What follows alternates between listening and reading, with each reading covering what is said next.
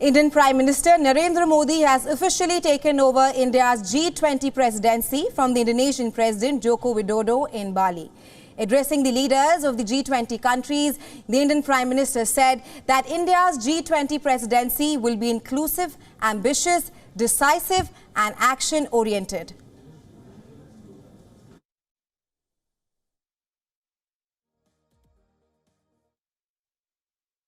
Bharat G20 का जिम्मा ऐसे समय ले रहा है जब विश्व जियोपॉलिटिकल तनावों, आर्थिक मंदी, खाद्यान्न और ऊर्जा की बढ़ी हुई कीमतों और महामारी के दीर्घकालीन दुष्प्रभावों से एक साथ जूझ रहा है।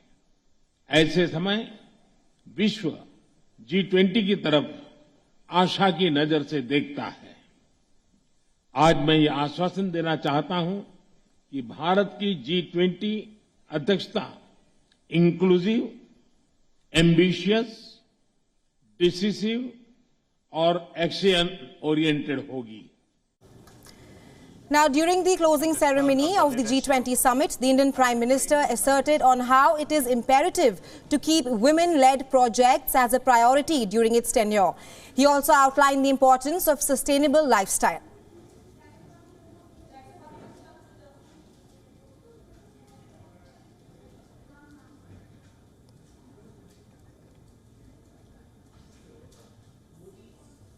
And cutting across live to Bali, where UK Prime Minister Rishi Sunak is addressing the closing ceremony.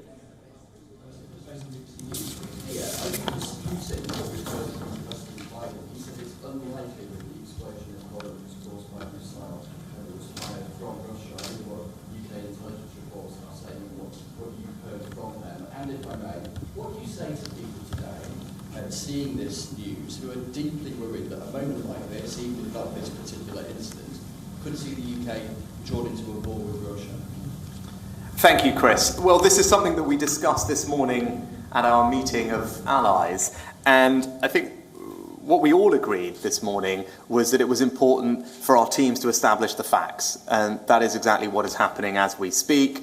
There are teams on the ground involving not just the Poles, but also the Ukrainians, Americans and others. I think all of us want to get to the bottom of what happened, and it's right that we let that process conclude. But to your second point, and taking a step back, the reason we're even having this conversation is because yesterday Russia rained down over 80 missile strikes on the Ukrainians, on civilian infrastructure, electricity, water, and such like. That's why we're having this conversation, and we can't lose sight of that fact. But we will get to the bottom of what happened, and that's what the teams are doing as we speak. Anushka, ITV. Prime Minister, when you were woken up at 5 a.m. this morning and told about this mishap getting as far as Poland, did it bring home to you how quickly this war could escalate?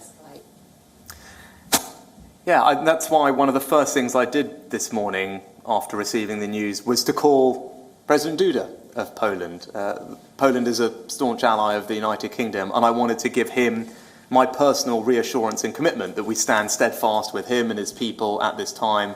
We're there to help them with what they need and to express my sympathies for the loss of life that his country have experienced. But it does, as I was saying to Chris, just put in stark reality what happened yesterday. And I also spoke to President Zelensky earlier today with Prime Minister Trudeau, where he described what was going on in his country yesterday, and it's awful to hear.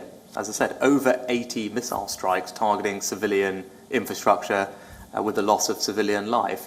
That's what's happening. And by the way, that was happening at a time when the G20 was gathered trying to find resolution to some of the world's challenges, and at the same time Putin was raining down indiscriminately that volume of missile attacks. I think it shows utter contempt for the international rules-based system, and that's why it was right that together with allies we called out his illegal and barbaric war strongly at the sessions that we had.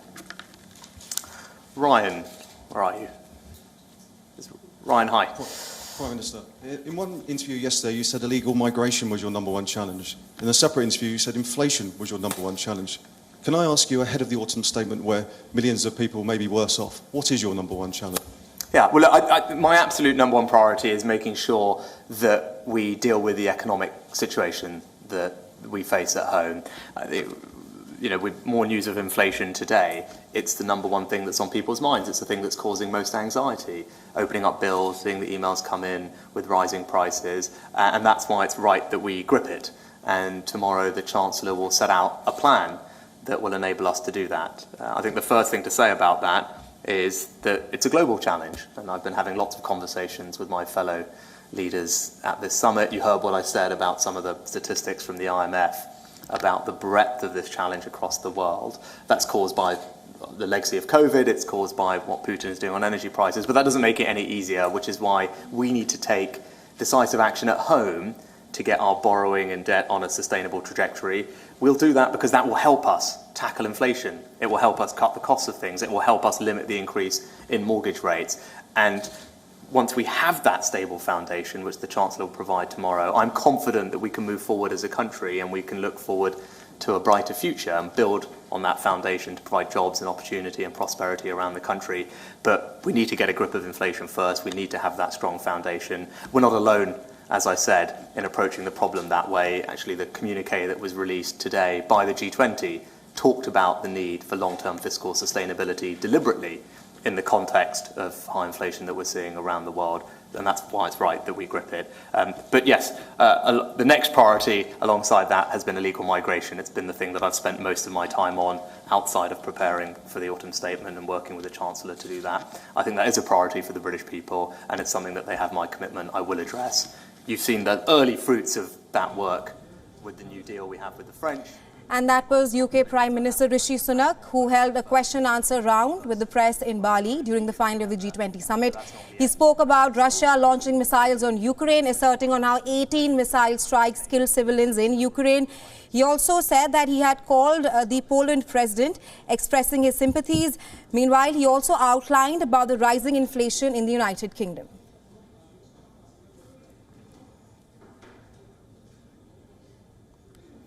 And staying on with this story, it is day 2 of the 17th G20 Leaders Summit in Bali. And the leaders of the group of 20 major economies have issued a declaration outlining that they deplore in the strongest terms Russia's aggression against Ukraine. The declaration also said that most members strongly condemned the war in Ukraine, further outlining on how the international law must be upheld. While the declaration has been issued, there will, however, be no family photo in this year's G20 summit. Chinese President Xi Jinping met with the French President Emmanuel Macron on the sidelines of the G20 summit. Macron said that both the countries should rejoin forces in order to tackle the same big international challenges, including the climate change and the crisis in Ukraine. However, a planned meeting between UK Prime Minister Rishi Sunak and Chinese President Xi Jinping has been cancelled. According to the Downing Street, the meet between the two leaders was cancelled due to scheduling issues. Meanwhile, Indian Prime Minister Narendra Modi, who has officially taken over India's G20 presidency, also held separate bilaterals with leaders of 8 countries on the margins of the 2-day summit. That is with Indonesia, Spain, France, Singapore, Germany, Italy, Australia and the United Kingdom. वसुधैव कुटुंबकम की जिस अवधारणा को लेकर के